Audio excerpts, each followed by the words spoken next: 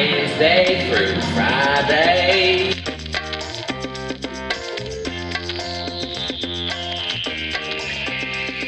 Springfield Today. Yeah, today in Springfield.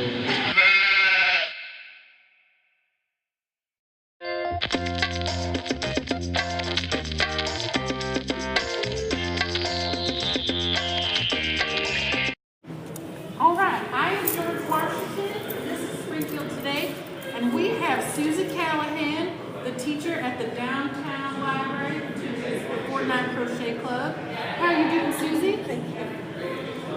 So how do classes go? Is it only crochet, or do you teach knitting also? Just crochet. Okay, and so what's your demographic that you teach? Is it just children or the elderly? Anyone who's interested and ambidextrous.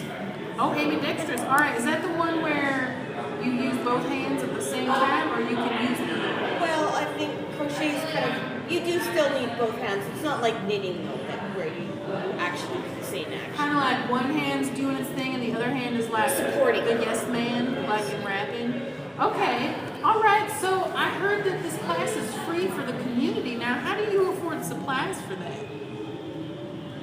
Well, I use recycled sweaters, and you can unravel recycled sweaters to get the yarn.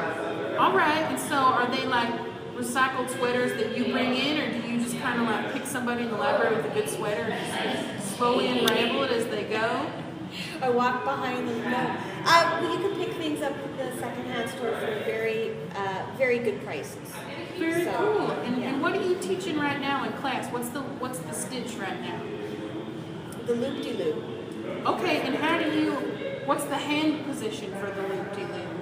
Well, you either hold your crochet needle in your right or your left, Okay. and the loop-de-loop is the basic stitch with a loop, and you wrap the yarn around the edge and pull it through the hole.